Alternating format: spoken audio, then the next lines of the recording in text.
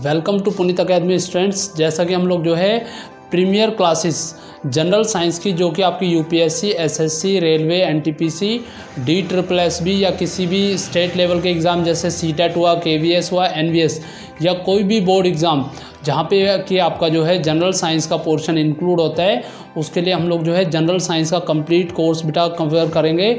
और इसको जो है मैं आपको कंप्लीट क्लासेस जो है जनरल साइंस की प्रोवाइड कराऊंगा, जिसमें आपके जो है प्रीवियस ईयर्स क्वेश्चन भी आपके जो है इन्वॉल्व रहेंगे स्टूडेंट्स। तो हम लोग जो है अपनी जनरल साइंस की क्लासेस जो है वो स्टार्ट करेंगे। आप लोग जो है वीडियो को ज़्यादा से ज़्यादा लाइक कीजिएगा, शेयर कीजिएगा, स्प्रेड कीजिएगा। मैं आपका होस्ट प्रवीण कुमार आपको जो है पूरा का पूरा साइंस का सिलेबस जो है वो यहाँ पे पूरा आपको जो है कवर कराऊंगा। साथ के साथ आपको जो है मल्टीपल चॉइस क्वेश्चन भी आपको जो है प्रोवाइड कराऊंगा स्टूडेंट्स। बाकी मैंने टेलीग्राम चैनल का लिंक आपको वीडियो में दिया है, वहाँ से जाके आप जो है उसको ज्वाइन कर लेंगे तो आप जो है PDF वगैरह इस पूरे लेक्चर्स के जो है वहाँ से डाउनलोड कर सकते हैं स्टूडेंट। देखिए हम जो अपना lecture the fundamental unit of life यानी कि हम लोग जो है सेल से अपने जो लेक्चर्स है कॉम्पिटिटिव क्लासेस के वो हम लोग स्टार्ट करेंगे, जिसमें आपको जो है बेसिक इंट्रोडक्शन ऑफ सेल के बारे में आपको जो है पढ़ना है। पूरा मैंने जैसे अभी बताया कंप्लीट सिलेबस हम लोग जो है इसका पढ़ेंगे। तो सबसे पहले हम लोग यहाँ पे जान लेते हैं कि व्हाट इज़ सेल, या सेल को हम लोग जो है फंडामेंटल यूनिट ऑफ लाइफ क्यों कहते हैं। तो देखिए इसका कुछ रीज़न है कि क्यों हम जो है सेल को फंडामेंटल यूनिट ऑफ लाइफ कहते हैं। तो उसमें आपका the cell is the basic structure and function unit of life this day, यानी आज के समय each and every living organism जो है वो सेल से बना हुआ है। हर एक जो फंक्शन है लिविंग ऑर्गेनिज्म का, जैसे न्यूट्रिशन हुआ, रेस्पिरेशन हुआ, एक्सक्रिएशन हुआ, रिप्रोडक्शन हुआ, ये सारा का सारा ही आपका जो है सेलुलर लेवल पे ही परफॉर्म किया जाता है। अगर किसी भी ऑर्गेनिज्म में अगर हम सेल को जो है एंड अप कर दे, ख़त्म कर दे, तो उसके अंदर कोई भी लाइफ आपकी जो है वो नहीं बचेगी। तो इसी तरीके से देखिए यहाँ पे मैंने आपको एक्सप्लेन किया है, cell is the basic structure and function unit of life. क्यों कहा मैंने इसको, जैसे देखिए हमारा घर किससे बना हुआ है, ब्रिक्स से बना हुआ है। तो ब्रिक्स आपने देखी होगी बहुत सारी शेप्स की ब्रिक्स होती है या काफ़ी जो टाइप्स की ब्रिक्स होती हैं, बट हम लोग जब घर बनाते हैं तो कहीं ना कहीं ब्रिक्स का जो है यूज़ करते हैं। इसी तरीके से चाहे वो किसी भी टाइप का लिविंग ऑर्गेनिज्म हो, चाहे यूनिसेलुलर हो, मल्टी सेलुलर हो, वो सब जो है आपका सेल से बना हुआ है। तो इसलिए हम लोग बोलते हैं सेल को basic structural and function unit of life. क्या क्या फंक्शन करती है आपकी सेल, न्यूट्रिशन प्रोवाइड करती है, रेस्पिरेशन प्रोवाइड करती है हमें, एक्सक्रिएशन, रिप्रोडक्शन वगैरह भी होता है, जिससे एक नई सेल जो है वो डेवलप होती है। तो चलिए इसकी कुछ स्टडी वगैरह के बारे में पढ़ लेते हैं, किस तरह से आपकी जो है सेल्स की स्टडी हुई है। देखिए सबसे पहले आपने जो है पढ़ा होगा 8-9 क्लासेस में, जो सेल है उसकी डिस्कवरी आपकी जो है रॉबर्ट हुक ने करी थी। तो रॉबर्ट हुक ने जो है जो सेल डिस्कवर की थी वो आपकी जो है डेड सेल डिस्कवर की थी। तो it is discover by Robert cell, और उन्होंने जो है एक डेड सेल को, जिसको हम लोग कॉर्क सेल बोलते हैं, प्लांट कैबियम से जो कॉर्क सेल होती है उसका यूज़ करके जो है कॉर्क सेल का यूज़ करके रॉबर्ट हुक ने जो है सेल की डिस्कवरी करी थी, जिसमें उन्होंने बताया था कि आपकी जो कॉर्क होती है it is just look like a, ठीक है, आपका जो मधुमक्खी का जो छत्ता होता है कुछ इस टाइप की आपकी जो है सेल होती है। तो इस तरह से रॉबर्ट हुक ने फर्स्ट टाइम 1665 में जो है आपका डेड सेल की जो है डिस्कवरी करी थी। तो 1665 में इन्होंने डिस्कवरी करी थी। तो देखिए वो ब्रांच ऑफ साइंस जो कि सेल्स की स्टडी के बारे में पूरा डिटेल में जो है या उसके स्ट्रक्चर के बारे में जो है हमें बताती है, उसको हम लोग बोलते हैं साइटोलॉजी। बहुत इंपॉर्टेंट टॉपिक है, काफ़ी एग्जाम में आपका जो है ये क्वेश्चन पूछा गया है। तो the branch of science which deals with study of cell structure is called cytology. तो ब्रांच की वो साइंस जो कि सेल का स्ट्रक्चर के बारे में स्टडी करती है उसको हम लोग बोलते हैं साइटोलॉजी, आपका जो है इसको बोला जाता है। तो साइटोलॉजी से जो बड़ा टर्म है, जो कि बड़ी ब्रांच है, उसको हम लोग बोलते हैं सेल बायोलॉजी। तो हम लोग इसको जो है अपने इंपॉर्टेंट फैक्ट्स वगैरह में देख लेते हैं। तो सेल बायोलॉजी क्या है, study of cell and structure and function of cell, यानी कि सेल की स्टडी और उसके स्ट्रक्चर की स्टडी को हम लोग बोलते हैं सेल बायोलॉजी। तो इससे हायर आपका जो है लेवल ये होता है। इसी तरीके से देखिए सेल से बहुत सारे क्वेश्चन पूछे जाते हैं। जैसे क्वेश्चन पूछा जाता है फर्स्ट लिविंग सेल, जिसको हम लोग बोलते हैं लिविंग बैक्टीरिया सेल, की डिस्कवरी किसने करी थी। तो एंटन वॉन लीवनहुक ने जो है 1674 में पहली बार फर्स्ट टाइम लिविंग सेल की डिस्कवरी की थी। तो इन्होंने जो सेल डिस्कवर किया था ये वाटर के अंदर जो है या पॉन्ड के वाटर के अंदर इन्होंने सेल की डिस्कवरी की थी। साथ ही साथ आपको स्टूडेंट्स ये भी ध्यान रखना है, जो सेल की जो फर्स्ट टाइम जो डिस्कवरी थी रॉबर्ट हुक से, वो उन्होंने अपने प्रिमिटिव माइक्रोस्कोप से करी थी। हालांकि एंटन वॉन लीeuwenhoek ने भी आपका एक प्रिमिटिव माइक्रोस्कोप ही यूज़ किया था, बट इनका जो माइक्रोस्कोप है वो रॉबर्ट हुक के माइक्रोस्कोप से थोड़ा सा ज़्यादा पावरफुल था। इसी वजह से वो पहली बार लिविंग सेल यानी कि बैक्टीरिया सेल को देख पाए थे। तो इन्होंने ये डिस्कवरी 1674 में की थी। इसी तरीके से रॉबर्ट ब्राउन ने सेल के अंदर जो है न्यूक्लियस की डिस्कवरी करी थी। देखिए स्टूडेंट 1674 के बाद हम लोग 1831 में जो है सेल के अंदर न्यूक्लियस को ढूंढ पा रहे हैं। तो देखिए कितना ब्रॉड टाइम जो है, कितना ज़्यादा टाइम जो है साइंस में डिस्कवरीज में लगता है और कितना इंपॉर्टेंट जो है साइंटिस्ट का यहाँ पे रोल हो सकता है। तो रॉबर्ट ब्राउन ने न्यूक्लियस की डिस्कवरी करी 1831 में। इसी तरीके से सेल का जो कंटेंट होता है या लिक्विड कंटेंट होता है उसके लिए हम लोग एक टर्म यूज़ करेंगे, आगे बताएंगे आपको, प्रोटोप्लाज्म। इसकी जो डिस्कवरी है वो 1839 में परकंजी ने की थी, जिसमें इन्होंने बोला था कि it is the living matter of cell, यानी कि सेल का जो लिविंग मैटर होता है वही आपका जो है प्रोटोप्लाज्म होता है। अगर सेल के अंदर से प्रोटोप्लाज्म को ख़त्म कर दिया जाए तो सेल हैड नो लाइफ, यानी कि सेल में कोई भी लाइफ आपकी जो है नहीं बचेगी। तो इन्होंने जो है प्रोटोप्लाज्म के लिए परकंजी ने 1839 में जो है वर्ड दिया था, यानी कि protoplasm word is given by Purkinje. ये भी आपका एग्जाम में पूछा हुआ है। इसी तरीके से प्लांट सेल की जो स्टडी है वो मिथास वाल्डन ने 1838 में, जो कि एक जर्मन बोटनिस्ट थे। बोटनिस्ट आप लोगों ने पढ़ा होगा, अगर किसी बच्चे पे 11th-12th क्लास में बायोलॉजी रही होगी तो जानते होंगे, जो साइंटिस्ट बायोलॉजी की स्टडी करते हैं हम लोग उनको बोटनिस्ट बोलते हैं।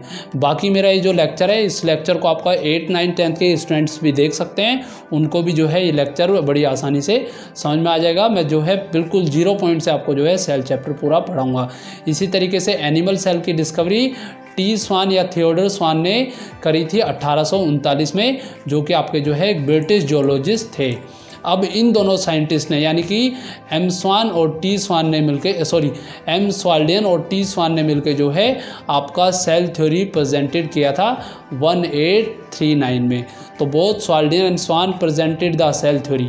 इन दोनों ने मिलकर जो है सेल थ्योरी को जो है डेवलप किया था। तो क्या इन्होंने सेल थ्योरी के बारे में बताया था वो भी हम डिस्कस करेंगे, और कैसे सेल थ्योरी मॉडिफाई हुई थी रॉबर्ट रडोल्फ वीरो ने, तो उसके बारे में भी हम लोग जो है यहाँ पे कवर करेंगे। तो देखिए सबसे पहले हम लोग बताते हैं इसमें कि सेल थ्योरी का जो मॉडिफिकेशन है वो रॉबर्ट रडोल्फ वीरो ने 1855 में किया था। तो सेल थ्योरी क्या है उसके बारे में पहले हम लोग इसके पॉइंट्स कवर कर लेते हैं।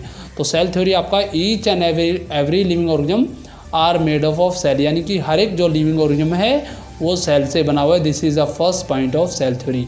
फिर हमने कहा cell is the basic structure and function unit of life.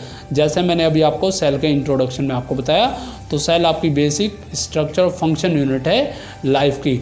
फिर जो थर्ड पार्ट आता है जिसके बारे में एग्जाम में सबसे ज़्यादा पूछा है कि सेल थ्योरी किसने मॉडिफाई करी, तो पहले तो साइंटिस्ट का नाम ही इंपॉर्टेंट है, रॉबर्ट रडोल्फ वीरो। 1855 में इन्होंने सेल को मॉडिफाई किया और इन्होंने सेल में ऐड किया। हालांकि इसके बहुत सारे पॉइंट्स और भी है, बट हम लोग जो है यहाँ पे थर्ड पॉइंट्स तक ही डिस्कस करेंगे, जिनमें इन्होंने बताया कि cell originate from pre existing cell, यानी कि हर एक सेल जो होती है वो अपनी प्री एग्जिस्टिंग सेल से ही आपका कहीं ना कहीं ओरिजिनेट होती है। इसके लिए इन्होंने एक वर्ड बताया, ओमनी सेलुला ई सेलुला, यानी कि ये वर्ड ओमनी सेलुला ई सेलुला, जिसका मतलब होता है आपका इंग्लिश में cell originate from pre existing cell, यानी कि all cell originate from pre existing cell. किसने दिया? रॉबर्ट वीरो ने, या रॉबर्ट रडोल्फ वीरो ने ये 1855 में दिया। This is the modified part of cell theory. चलिए मूव करेंगे हम लोग। अब एक क्वेश्चन आता है कि आपका जो सेल थ्योरी है इसको आपका कौन सा जो ऑर्गेनिज्म है या कौन सी जो एंटिटी है वो आपका जो है सेल थ्योरी को वायलेट करती है। तो देखिए अभी कोरोना का समय चल रहा है, जो कि एक वायरस से होने वाली बीमारी है। तो हमारा जो वायरस है वो हमारा जो है सेल थ्योरी को ओबे नहीं करता है। तो वही यहाँ पे मैंने एक्सप्लेन किया है, virus violate the cell theory, they are not made of cell, ये सेल के नहीं बने हैं, they are come in contact of host and start behaving like organism, यानी कि ये किसी भी अपने होस्ट के कांटेक्ट में आने पे जो है जिंदा ऑर्गेनिज्म की तरह बिहेव करते हैं। इसीलिए हम लोग कई बार इनको कहते हैं कि ये जो है कनेक्टिंग लिंक है between living and non living body, यानी कि आपका जो वायरस होता है अगर वो मान लीजिए किसी भी होस्ट या ऑर्गेनिज्म की बॉडी के बाहर है तो वो जो है नॉन फंक्शनल होता है, नॉन लिविंग होता है। बट एज सुन एज वो अपने होस्ट के कांटेक्ट में आता है तो इट स्टार्ट बिहेविंग लिविंग, यानी कि वो लिविंग बन जाता है, उसकी सेलुलर मशीनरी का वो यूज़ करने लग जाता है। तो इस तरह से वायरस जो है वो आपका जो है होस्ट पे डिपेंडेंट होता है और इसीलिए हम इसको बोलते हैं कि ये इन्वायरमेंट में तो नॉन लिविंग है, सेल का भी नहीं बना हुआ है और लिविंग और नॉन लिविंग के बीच में जो है कनेक्टिंग लिंक है। इसलिए काफ़ी साइंटिस्ट जो है आपका जो है वायरस के ऊपर काफ़ी स्टडी करते हैं, जिसमें वो लोग देखते हैं कि वायरस में ऐसे क्या चीज़ है, क्या उसके लिक्विड कंटेंट के अंदर है जिससे जो है वो कभी भी लिविंग और नॉन लिविंग हो जाता है। तो ये जो है काफ़ी बेनिफिशियल जो है ह्यूमंस के लिए हो सकता है। अगर ऐसा कर पाएँ तो कहीं दूसरे प्लैनेट पे जाके हम भी जो है यहाँ पे नॉन लिविंग हो जाएंगे, वहाँ पे जाके लिविंग हो जाएंगे। तो उसकी पूरी स्टडी जो है साइंस के अंदर की जाती है। तो अभी एग्ज़ाम में जो क्वेश्चन पूछा जाता है वो ज़्यादातर पूछा जाता है कि which entity violate the cell theory, तो आपको सिंपली वायरस ही वहाँ पे आंसर लगाना है स्टूडेंट्स। इसी तरीके से देखिए मैं आपको आगे पढ़ाऊँगा, सेल के अंदर जितनी भी थ्योरीज हुई है वो सारी थ्योरी आपका जो है इलेक्ट्रॉन माइक्रोस्कोप के डिस्कवरी के बाद हुई है, जिसको किसने डिस्कवर किया था, अर्नेस्ट रस्का ने 1940 में जो है इलेक्ट्रॉन माइक्रोस्कोप को डिस्कवर किया था, जिसमें इन्होंने जो है बताया था कि किस तरह से हम सेल का स्ट्रक्चर इसके माध्यम से देख सकते हैं और उसके ऑर्गेनल को भी यहाँ से देखा जा सकता है, क्योंकि ये जो है किसी भी स्मॉल से स्मॉल चीज़ को भी जो है लार्जर करके देख सकता था स्टूडेंट्स। चलिए अब हम लोग जो है मूव करेंगे, ओरिजिन ऑफ सेल में हम लोग जो है पढ़ेंगे प्रोकैरियोट और यूकैरियोट के बारे में।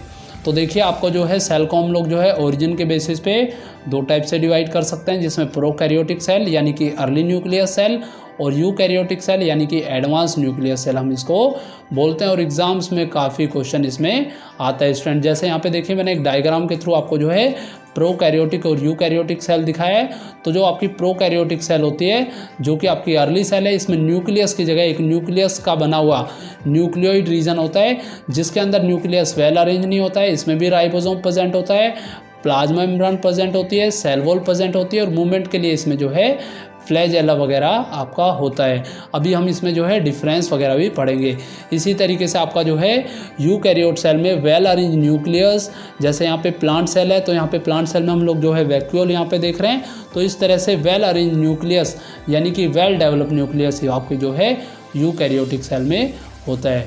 तो अभी देखिए एग्जाम में काफ़ी क्वेश्चन यहाँ से आ जाता है कि प्रोकैरियोट और यूकैरियोट सेल में जो अगर आप डिफरेंस को समझ लेंगे तो आप अपने काफ़ी जो बेसिक कंसेप्ट है साइंस या जनरल साइंस को पढ़ने का उसको आप जो है पढ़ पाएंगे। तो सबसे पहले आपका है प्रोकैरियोटिक सेल, फिर यूकैरियोटिक सेल।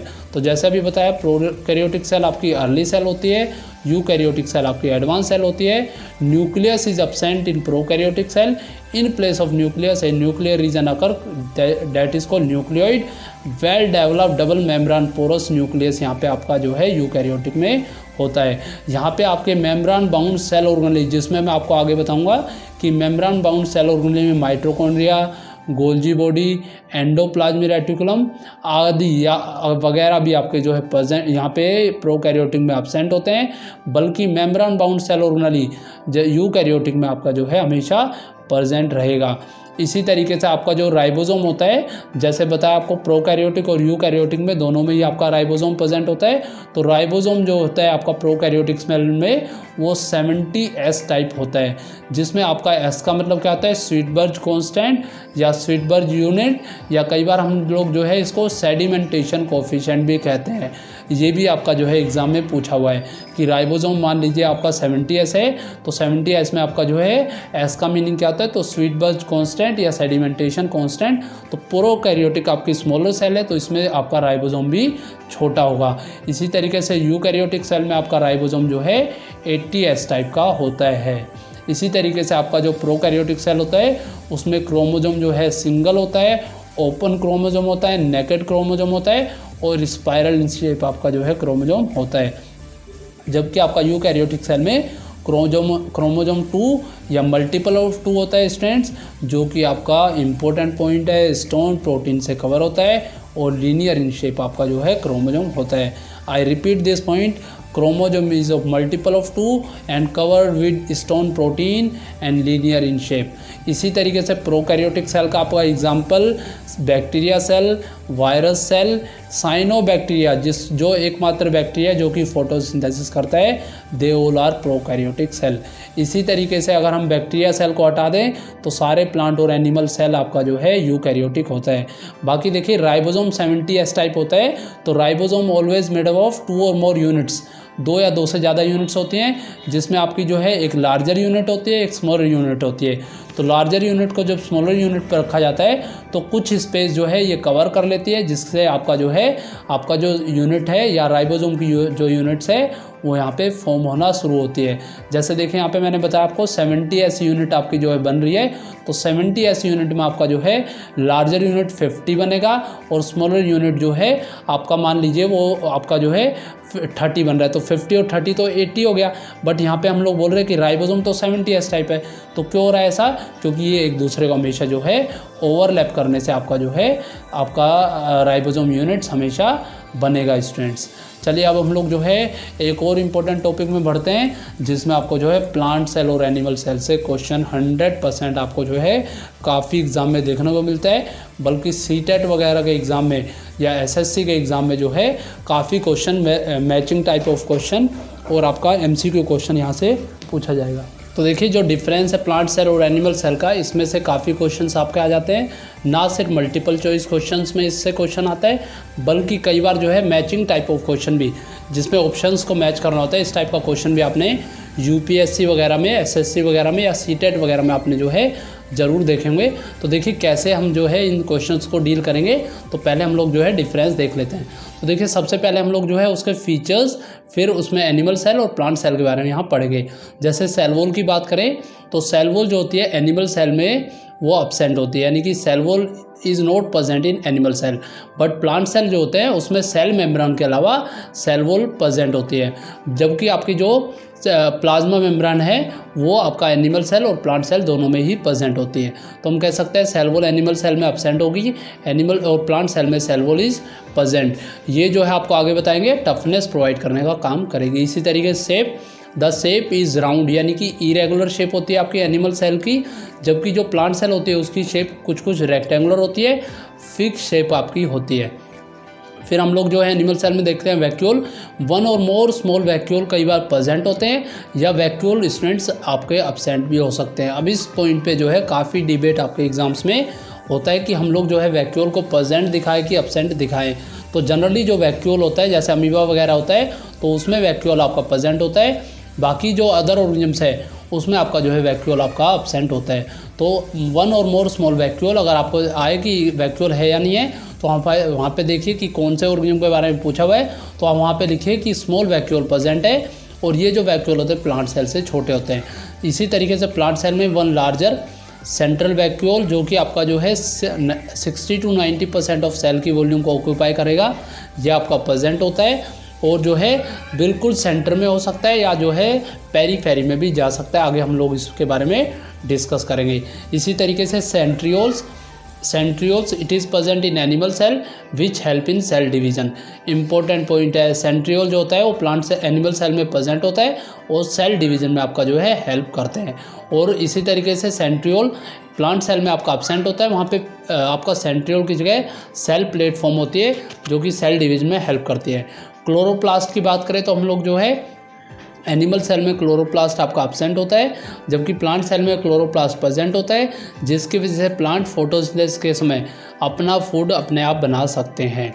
इसी तरीके से मैं अगर आपको बात करूं तो मेम्ब्रेन जैसे अभी बताया ओनली सेल मेम्ब्रेन प्रेजेंट है, यहाँ पे cell wall and cell membrane both are present, ये मैं आपको ऑलरेडी बता चुका हूँ। सीलिया की बात करें तो अभी जैसे मैंने बताया सीलिया जो होते हैं वो कई बार मूवमेंट में भी हेल्प करते हैं, तो एनिमल सेल में जो होते हैं वो सीलिया प्रेजेंट होते हैं, जबकि प्लांट सेल में सीलिया जो है रेयरली ही देखने को मिलता है। इसी तरीके से लाइसोसोम, लाइसोसोम जिसको हम लोग आगे कहेंगे it is the suicidal bag of the cell, यानी कि सेल के अंदर सुसाइडल बैग कवर करता है, ये आपका जो है साइटोप्लाज्म में आकर करेगा, जबकि लाइसोसोम यूजुअली जो है इतना इविडेंट आपका नहीं होता है। तो इस तरह से देखिए एनिमल सेल और प्लांट सेल का जब आप डिफरेंस पढ़ लेंगे तो इसको अच्छी तरीके से अगर आप कर लेंगे तो एग्ज़ाम में काफ़ी क्वेश्चन आप कर सकते हैं स्टूडेंट। तो चलिए अब हम लोग बात करते हैं कि कैसे हम लोग जो है किसी भी ऑर्गेनिज्म को सेल से लेके ऑर्गेनिज्म तक किस तरह से वहाँ पे डेवलप होता है, यानी कि higher level of organism on the basis of cell हम लोग कवर कर लेते हैं। तो इसमें देखिए सबसे पहले आपका जो है सेल होता है, सेल से ग्रुप ऑफ सेल्स को हम लोग जो है टिश्यू कहेंगे, यानी कि सेल का सिमिलर सेल का जो ग्रुप होता है उसको हम लोग जो है टिश्यू कहेंगे, क्योंकि बहुत सारा अगर डिसिमिलर सेल्स को अगर हम जोड़ दें तो उसको हम जो है टिश्यू नहीं कह सकते। जैसे ब्लड आपका एक टिश्यू है, हमारा जो स्केलेटन सिस्टम है उसमें मस्कुलर टिश्यू वहाँ पे प्रेजेंट होता है, तो काफ़ी टिश्यू आपका प्रेजेंट होता है। मैंने अभी बताया ब्लड आपका जो है एक लिक्विड कंटेंट टिश्यू, यानी कि फ्लूइड कनेक्टिव टिश्यू आपका जो है लिक्विड टिश्यू आपका जो है ब्लड होता है। इसी तरीके से ग्रुप ऑफ टिश्यू, यानी कि टिश्यू का जो ग्रुप होता है उसको हम लोग जो है एक टिश्यू सिस्टम कह सकते हैं। टिश्यू सिस्टम से आपका जो है ऑर्गन्स फॉर्म होते हैं, जैसे हमारा हार्ट हुआ, ठीक है, लीवर हुआ, किडनी हुआ, they all are organs. Organ से आपका जो है एक ऑर्गन का सिस्टम बनता है, जैसे हमारा एक डाइजेस्टिव सिस्टम है, ठीक है। इसी तरीके से आपका जो है एक ट्रांसपोर्टेशन सिस्टम हमारी बॉडी में होता है, तो they all are of organ system, और ऑर्गन सिस्टम से फाइनली आपका जो है ऑर्गेनिज्म बन जाता है। तो यहाँ से भी कई बार आपसे एग्जाम में पूछा जाता है कि सबसे स्मॉलेस्ट लेवल ऑफ ऑर्गेनाइजेशन क्या होता है, तो आपका सेल होता है, और सेल से किस तरह से आपका ऑर्गेनाइजेशन बढ़ता है ये भी आपसे पूछा जा सकता है। तो चलिए अब हम लोग जो है एक बार एनिमल सेल और प्लांट सेल का जो है आपको डायग्राम में यहाँ पे दिखा देता हूँ। तो जैसे देखिए यहाँ पे आपको यहाँ पे एक प्लांट सेल शो की हुई है, जिसमें आपको जो है देखिए ये जो पोर्शन है जिसमें आपको जो है मोस्ट पोर्शन, यानी कि सबसे ज़्यादा जो स्पेस ऑक्यूपाई किया है प्लांट सेल में वो किसने किया है, यहाँ पे वैक्यूल ने किया है। तो वैक्यूल जो होता है वो प्लांट सेल में 60 to 90% ऑफ वॉल्यूम ऑक्यूपाई करता है। इसी तरीके से प्लांट सेल में आपका न्यूक्लियस प्रेजेंट है, न्यूक्लियस के अंदर स्पेस आपका न्यूक्लियस प्रेजेंट है, गोल्जी बॉडी प्रेजेंट है, जो कि आपका आगे बताऊंगा मैं आपको, सारे के सारे आपके जो है सेल ऑर्गेनेली है। यहाँ पे आपका प्लाज्मा मेम्ब्रेन प्रेजेंट है, प्लाज्मा मेम्ब्रेन के ऊपर ही आपका जो है सेल वॉल यहाँ पे प्रेजेंट है। इसी तरीके से माइटोकॉन्ड्रिया प्रेजेंट है, जिसको हम लोग कहेंगे पावर हाउस ऑफ सेल। इसी तरीके से माइक्रोट्यूब्यूल्स प्रेजेंट है आपके, और यहाँ पे आपका प्रियोक्सियम प्रेजेंट है। ये पूरा कंटेंट लिक्विड का जिसमें सब कुछ फ्लोट कर रहा है, ये आपका सारा साइटोप्लाज्म है। प्लांट में क्लोरोफिल जहाँ पे प्रेजेंट होता है ये क्लोरोप्लास्ट आपका प्रेजेंट है। तो इस तरह से आप जो है डायग्राम को यहाँ पे देख लेंगे। साथ के साथ आपको लाइसोसोम वगैरह, smooth endoplasmic reticulum, rough endoplasmic reticulum सब कुछ यहाँ पे शो किया हुआ है।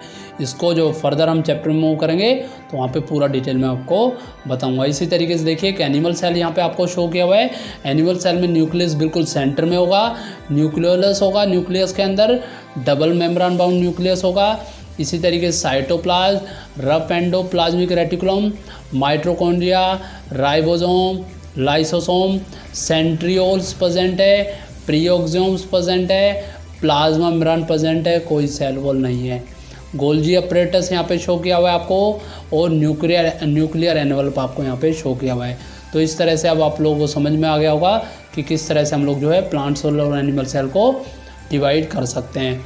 चलिए मूव करेंगे हम लोग जो है सेल साइज़ के बारे में। तो सेल जो होता है उसका साइज़ काफ़ी वेरिएबल होता है। ये आपके जो है ऑर्गेनिज्म पे डिपेंड करता है कि वो किस टाइप का ऑर्गेनिज्म है। कुछ सेल काफ़ी माइक्रोस्कोपिक होती हैं, इतनी माइक्रोस्कोपिक होती हैं कि हम जो है उसको नेकेड आइज से नहीं देख सकते, जबकि कुछ सेल जो है लार्जर होती है जिसको हम लोग देख सकते हैं।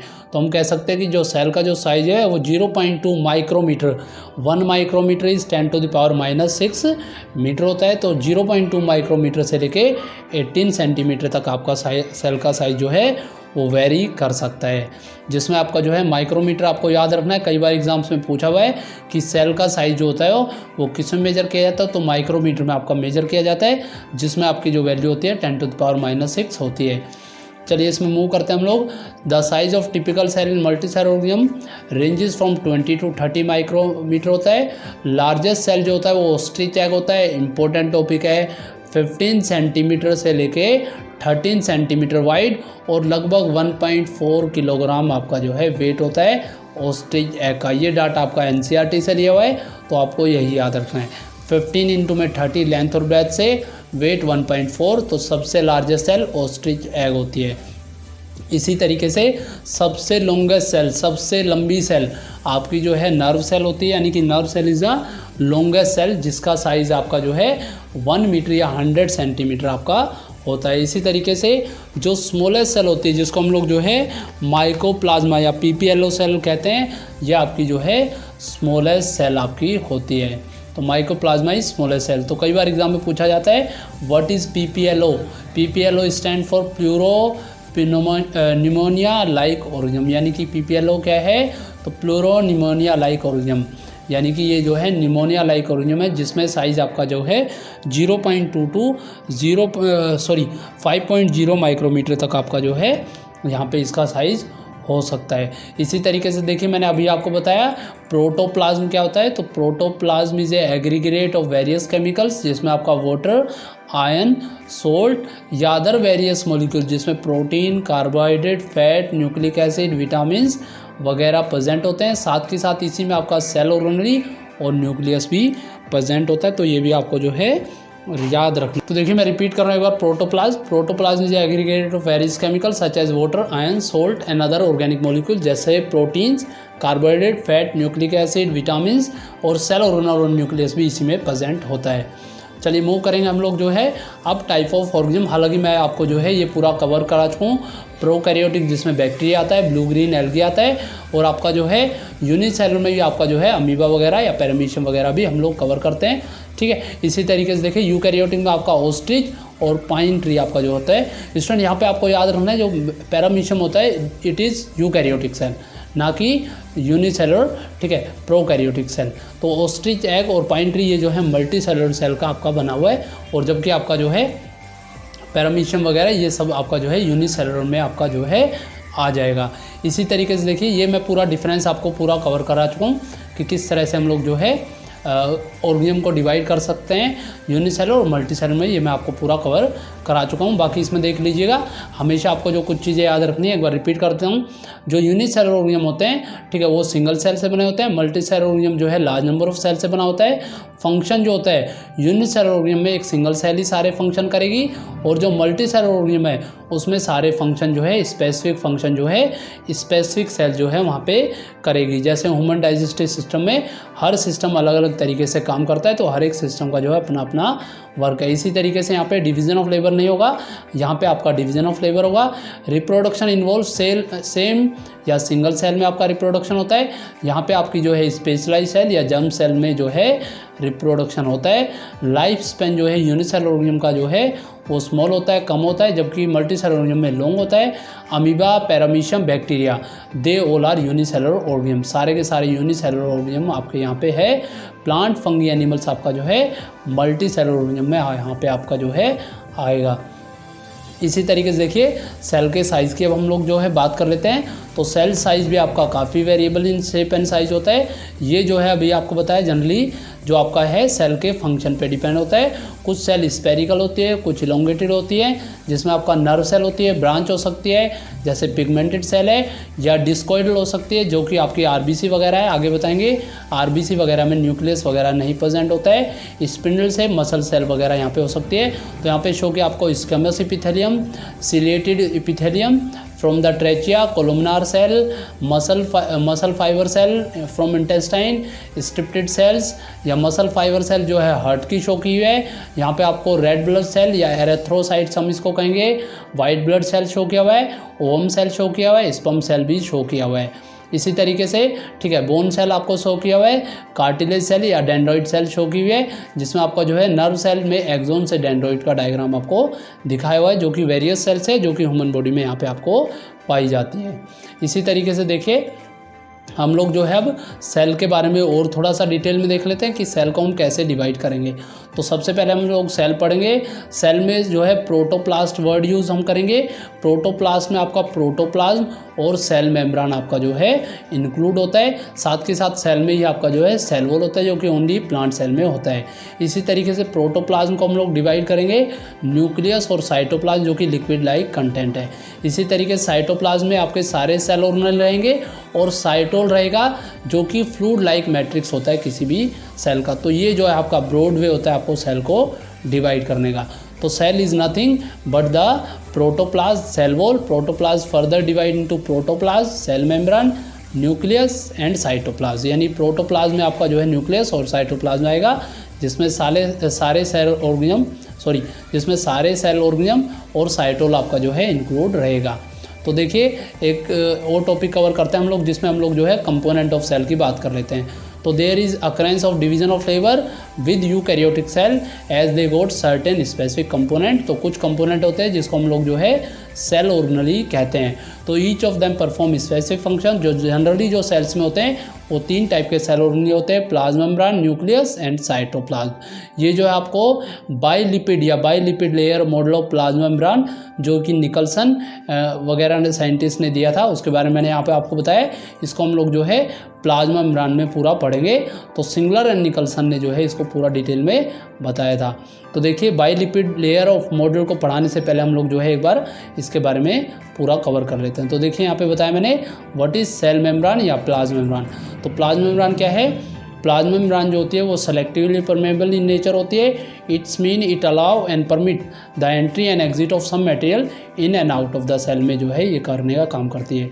यानी कि प्लाज्मा मेम्ब्रेन आपकी सेलेक्टिवली परमेबल मेम्ब्रेन है जो कि किसी भी सब्सटेंस को सेल के अंदर आने देगी या सेल के बाहर जाने देगी। बट ये डिपेंड करता है, इसके नेचर पे डिपेंड करता है कि किस सब्सटेंस को ये जाने देगी या किसको जो है ये पास आउट नहीं होने देगी। इसलिए हम इसको बोलते हैं सेलेक्टिवली परमेबल मेम्ब्रेन। इसी तरीके से cell membrane is also called plasma membrane और प्लाज्मा लेमा भी बोलते हैं। It is the limiting boundary of each cell. ये हर सेल की लिमिटिंग बाउंड्री होती है जो कि उस सेल को जो है साइटोप्लाज्म ऑफ सराउंडिंग से अलग करती है।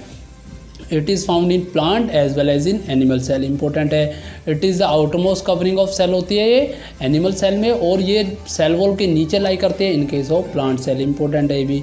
ये जो है एनिमल सेल में आपकी जो है आउटरमोस्ट कवरिंग और प्लांट सेल में सेल वॉल के बाद में आने वाली कवरिंग है। It is made of protein and lipid, जिसमें आपका प्रोटीन जो है सैंडविच पोर्शन होता है, यानी कि बाई लेयर ऑफ लिपिड में आपका जो है कवर होगा। अभी हम लोग जो है इसको डायग्राम से समझेंगे। तो singular and Nicolson important point है, एग्जाम में पूछा हुआ पॉइंट है। सिंगलर एंड निकलसन ने जो है fluid mosaic level of plasma जो है वो दिया था, या प्लाज्मा मेम्ब्रेन का जो आपका फ्लूइड मोज़ेक लेवल है ये निकलसन और सिंगलर या सिंगलर एंड निकलसन ने दिया था। तो इट इज़ फ्लेक्सिबल होती है, इसको फोल्ड कर सकते हैं, ब्रेक कर सकते हैं या रीयूनाइटेड हम लोग जो है कर सकते हैं। तो यहाँ पे देखिए आपको एक डायग्राम दिखाया हुआ है जिसमें आपको ग्लाइकोलिपिड और पॉलीफोलिपिड या फॉस्फोलिपिड की एक लेयर दिखाई है, जिसमें आपका जो कोलेस्ट्रॉल बाई लेयर के फॉर्म में है। आपको कुछ हाइड्रोफोबिक या हेलिकल अल्फा हेलिक स्ट्रक्चर शो किया हुआ है, इंटरनल प्रोटीन वगैरह भी शो किया हुआ है। तो 2 लिपिड की लेयर के बीच में आपका जो है बाई लिपिड लेयर आपका जो है रहेगा, पेरिफेरल प्रोटीन वगैरह रहेगा। तो this is the lipid by layer of plasma membrane. हालांकि आपका डायग्राम आने का चांसेस कम है, बट यहाँ से पूछ सकता है कि ये पूरा जो मॉडल है वो किसने दिया है और कैसे बना है। तो ये दिया आपका सिंगलर एंड निकलसन ने, जिसमें इन्होंने बताया प्रोटीन और लिपिड की 2 लेयर के बीच में आपका जो है प्रोटीन आपका जो है सैंडविच पोर्शन होता है यहाँ पे। तो चलिए फंक्शन के बारे में देख लेते हैं हम लोग प्लाज्मा मेम्ब्रेन का। तो क्या क्या फंक्शन है देखिए। It regulate the movement of molecules inside and outside of the cell, यानी कि सेल के अंदर और बाहर जो है ये मॉलिक्यूल्स का अरेंजमेंट या जो है उसको मूव कराने में हेल्प ये करेगा हमेशा। तो it regulate the movement of molecules inside and outside the cell. It help in maintaining the distinct composition of cell, यानी कि सेल की जो अलग अलग कंपोजिशन है उसको भी ये बनाए रखने का काम ये करता है। इसी तरीके से देखिए it transportation of molecules across the plasma membrane किस तरह से होगा, ये फंक्शन भी आपका जो है प्लाज्मा मेम्ब्रेन का ही होता है।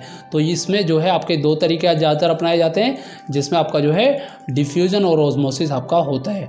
तो डिफ्यूजन और ऑस्मोसिस को अच्छे तरीके से समझ लीजिएगा, यहाँ से भी एग्जाम में क्वेश्चन आपका पूछा जाता है और मैं काफ़ी डेप्थ में आपको इसको जो है पढ़ाने वाला हूँ। तो डिफ्यूजन क्या है? Solvent and solute particle moves to equalise concentration, यानी कि सोल्यूट और सोलवेंट दोनों ही पार्टिकल आपके मूव करेंगे, इस तरह से मूव करेंगे कि आपकी जो कंसंट्रेशन है वो इक्वल हो जाए। नो सेमी परमेबल मेम्ब्रेन इसमें इन्वॉल्व नहीं होती, यानी कि कोई भी सेमी परमेबल मेम्ब्रेन आपकी इन्वॉल्व नहीं होती है। ऑस्मोसिस में ओनली सोलवेंट मॉलिक्यूल मूव करेगा। देखिए 2 टाइप का मॉलिक्यूल होता है, एक होता है सोल्यूट, एक होता है सोलवेंट। तो जो सोलवेंट होता है वो ज़्यादा क्वांटिटी में होता है, जो सोल्यूट होता है वो कम क्वांटिटी में होता है। तो ओनली सॉल्वेंट मॉलिक्यूल मूव करेगा, सोल्यूट पार्टिकल कभी भी मूव नहीं करेगा। मूवमेंट में हमेशा सेमी परमेबल मेम्ब्रेन का होना ज़रूरी है ऑस्मोसिस के अंदर, यानी कि osmosis always take place in place of semi permeable membrane के अंदर ही आपका होगा। और दोनों ही केस में equalisation of concentration of two solid होगी, बट आपका ऑस्मोसिस में ऐसा होना ज़रूरी नहीं है। तो जैसे यहाँ पे डायग्राम में दिखा है, मान लीजिए कुछ मॉलिक्यूल्स की कंसंट्रेशन हाई इस तरफ है, लो इस तरफ है, तो हाई टू लो कंसंट्रेशन में आपका जो है डिफ्यूजन का रेट होगा। इसी तरीके से प्लाज्मा मेम्ब्रेन में आपका जो है ऑस्मोसिस के लिए प्लाज्मा मेम्ब्रेन में आपका जो है सेमी परमेबल मेम्ब्रेन, आप इसको यहाँ पे लिख लीजिएगा। तो ऑस्मोसिस में आपका जो है सॉल्वेंट मॉलिक्यूल्स हमेशा हायर कंसंट्रेशन से लोअर कंसंट्रेशन मूव करेगा। तो इसको देखिए एक्स्ट्रा पॉइंट्स में हम एक बार कवर करते हैं। तो देखिए सेल चैप्टर में आपको जो जिस लेवल से अभी पढ़ा रहा हूँ, तो आप इस चैप्टर में जो है काफ़ी कंसेप्ट गेन कर पाएंगे। जहाँ तक मेरे एक्सपीरियंस की बात है, तो 10 सालों से जहाँ तक मैं देख पा रहा हूँ, एग्ज़ाम में एक एक क्वेश्चन जो है मेरा कराया हुआ एग्ज़ाम में जो है आपको मिल जाएगा इस पूरे चैप्टर से। अगर आप इन जो सीरीज में लेके आने वाला हूँ इसकी, उसको अगर आप पूरा कवर करते हैं और MCQ वगैरह अगर आप सोल्व करते हैं तो चलिए, इसको करने के लिए आप जो है चैनल को सब्सक्राइब कर लीजिए, नोटिफिकेशन बेल को आप ऑन कर सकते हैं स्टूडेंट्स। चलिए, तो डिफ्यूजन क्या है? The movement of solid, liquid और gas from higher concentration to lower concentration till the time equilibrium not attain, यानी कि इक्विलिब्रियम से पहले आपका जो है मूवमेंट ऑफ सॉलिड, लिक्विड या गैस हो सकता है हायर कंसंट्रेशन से लो कंसंट्रेशन, इसको हम लोग जो है डिफ्यूजन कहते हैं। जबकि ऑस्मोसिस में जो है आपका it is special type of diffusion in which movement of solvent molecules take place from higher concentration to lower concentration when two solution are separated by semi permeable membrane, से जो है वो दोनों सॉल्यूशन जब सेपरेट होंगी तो आपका जो है ऑस्मोसिस होगा। तो osmosis is nothing but special case of diffusion. तो देखिए, एक डिफरेंस मैं आपको यहाँ पे करा रहा हूँ, काफ़ी इंपॉर्टेंट आपका ये डिफरेंस रहेगा। तो डिफरेंस में है, it is the movement of molecules और ions of a substance from higher concentration to lower concentration. और डिफ्यूजन क्या है, सॉरी ऑस्मोसिस क्या है? It is a diffusion of water molecules from dilute solution to concentrated solution through a semi permeable membrane, यानी कि dilute से concentrated solution में आपका जो है डिफ्यूजन होगा, जिसमें डिल्यूट में आपकी वाटर कंटेंट की जो क्वांटिटी होती है वो ज़्यादा होती है, कंसनट्रेट में आपकी जो है क्वांटिटी कम होती है। It can operate in any medium like solid, liquid और गैस। इंपॉर्टेंट पॉइंट है, डिफ्यूजन आपका जो है किसी भी मीडियम में हो सकता है, जबकि osmosis only and only liquid medium में होता है। ये आपका जो है CDS के एग्ज़ाम का क्वेश्चन है। इसी तरीके से it does not require any semi permeable membrane, diffusion में किसी भी सेमी परमेबल मेम्ब्रेन की जरूरत नहीं है। ऑस्मोसिस में it require a semi permeable membrane की रिक्वायरमेंट होती है। Diffusion it is a rapid process in gases, slow process in liquid, जबकि ऑस्मोसिस हमेशा एक स्लो प्रोसेस होता है। इसी तरीके से it help in equalising the concentration of diffusion substances on the two side of concentration. Osmosis में आपका कोई ज़रूरी नहीं है, it does not equalise the concentration of solvent on the two side of the system में आपका होना ज़रूरी नहीं है। इसी तरीके से हम लोग जो है डिफ्यूजन और ऑस्मोसिस को मैं आपको जब और ज़्यादा डिटेल में आपको पूरा कवर करूँगा तो वहाँ पे भी मैं आपको बताऊँगा, क्योंकि ये जो टॉपिक है जैसा अभी बताया काफ़ी इंपॉर्टेंट टॉपिक रहेगा आपका। चलिए मूव करेंगे प्लाज्मोलाइसिस। तो प्लाज्मोलाइसिस क्या है? It is the phenomena in which a living cell loses water through osmosis, यानी कि ये वो फिनोमिना है जिसमें कोई भी लिविंग सेल जो है वाटर लूज करती है ऑस्मोसिस से, due to which there is shrinkage और contraction of content of cell place away from the cell, यानी कि सेल का जो कंटेंट है वो कंट्रैक्टाइल हो जाएगा, यानी कि कंट्रैक्ट हो जाएगा। जैसे यहाँ पे मान लीजिए कोई भी जो है आपकी सेल है, इसको जो है हमने एक टर्जिट सेल में रखा है, यानी किसी सॉल्यूशन में हमने रख दिया, तो इसमें आपका जो सेल का कंटेंट है वो डीप्लाज्मोलाइक होके एक तरफ आपका जो है आ जाएगा। तो इस फिनोमिना को हम लोग जो है प्लाज्मोलाइज कहते हैं। तो सेल लूज करती है वाटर ऑस्मोसिस से, जिससे उसका श्रिंकेज या कंट्रैक्शन होता है कंटेंट का away from the cell wall, तो सेल वॉल से दूर की तरफ यहाँ पे कंट्रैक्शन हो गया, तो इसको हम लोग जो है प्लाज्मोलाइसिस भी कहते हैं। इसी तरीके प्लाज्मोलाइसिस आपका जो है जोक के अंदर भी देखने को मिलता है, जिसमें नमक वगैरह ऐड करने से उसमें जो है प्लाज्मोलाइज हो जाता है और ब्लड को जो है वो बाहर की तरफ जो है थ्रो करना स्टार्ट कर देती है। तो होपफुली स्टूडेंट आपको ये वीडियो समझ में आई होगी। अगर आपको वीडियो समझ में आई है तो चैनल को लाइक, शेयर और सब्सक्राइब जरूर कीजिएगा। साथ में बेल आइकन को भी ज़रूर प्रेस कीजिएगा, जिससे मेरी नई वीडियो की नोटिफिकेशन आपको मिल सके स्टूडेंट। Thank you.